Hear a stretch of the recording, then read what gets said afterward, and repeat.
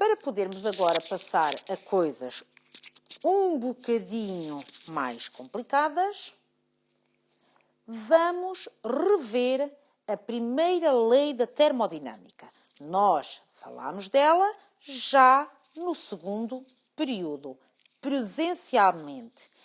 Quando demos a primeira lei da termodinâmica, introduzi uma expressão que era a variação da energia interna igual a calor mais trabalho. E vimos que quando o sistema é isolado, então a variação da energia interna é igual a 0 Joule.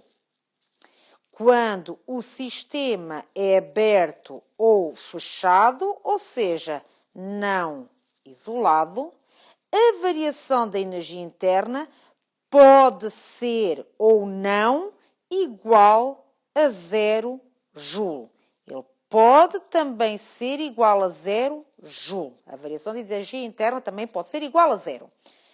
Vimos na altura que se fosse isolado, era tipo...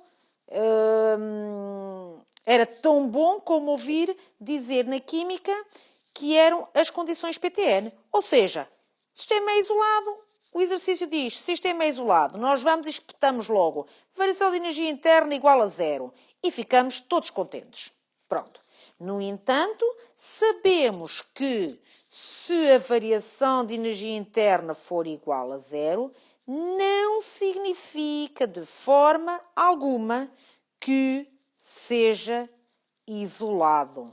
Vimos que, se a variação de energia interna for igual a 0, pode dever-se ao facto de o calor e o trabalho serem simétricos.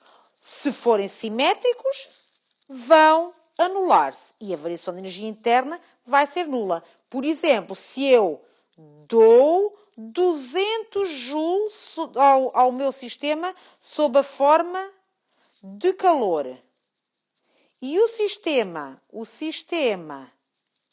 realiza trabalho de 200 joules, para já não é isolado. Eu estou a dar e o sistema realiza trabalho de 200 joules na vizinhança, então não é isolado, está a transferir energia. Então o que é que nós vamos ter? A variação de energia interna aqui é calor mais trabalho. O calor é de 200 joules, o trabalho também é de 200 joules, mas é realizado pelo sistema na vizinhança. Então, vai dar uma variação de energia interna de 0 Joule. Cá está.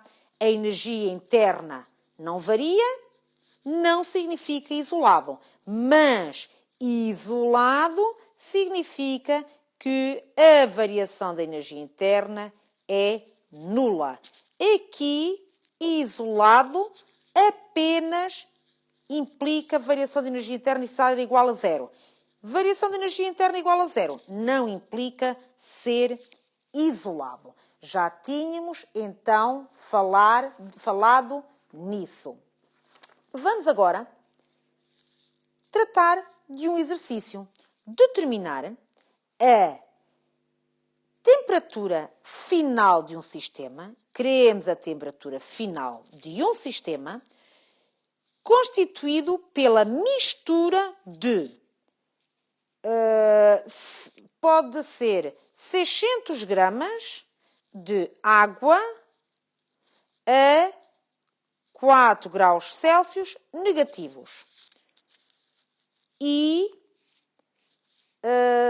1,5 kg de água a 20 graus Celsius.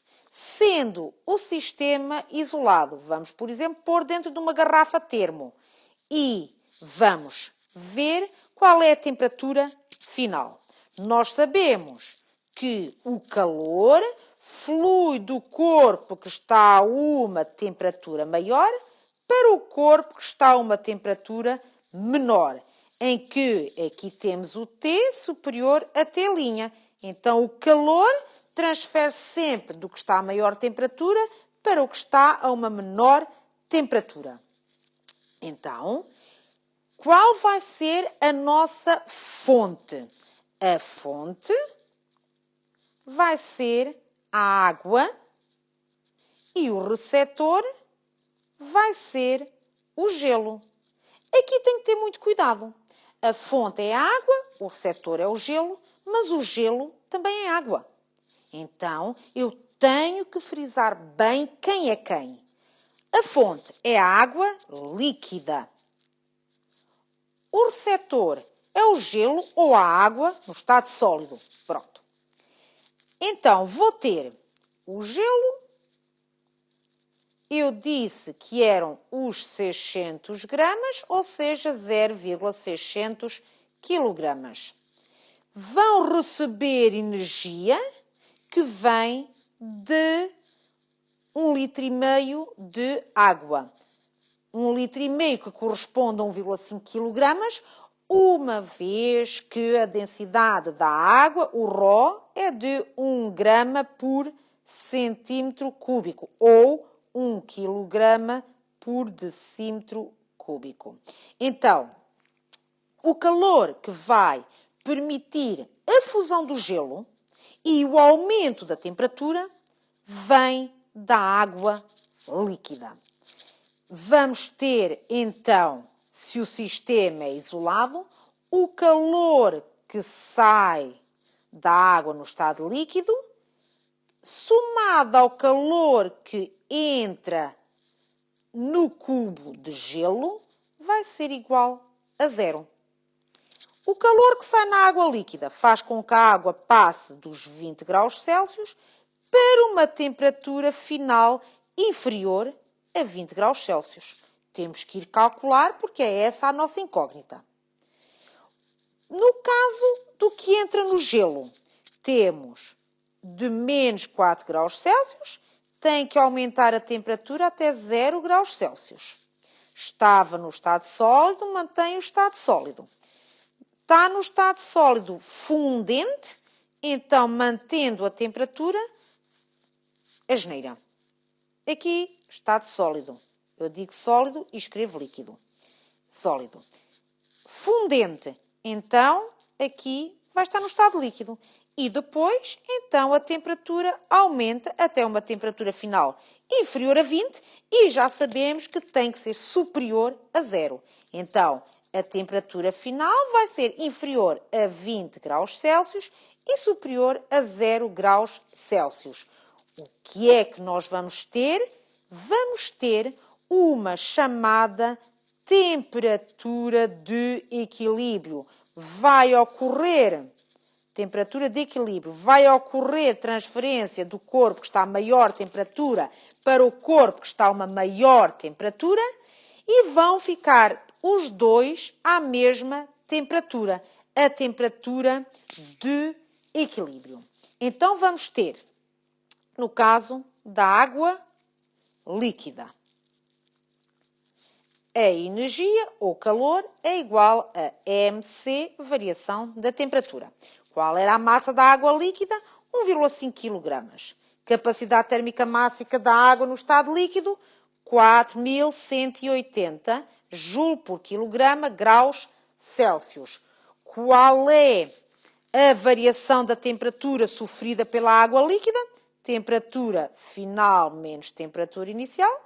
É a temperatura de equilíbrio menos os 20 graus Celsius. Então, temperatura de equilíbrio menos 20. Ok. Vamos fazer a conta. Vamos então ter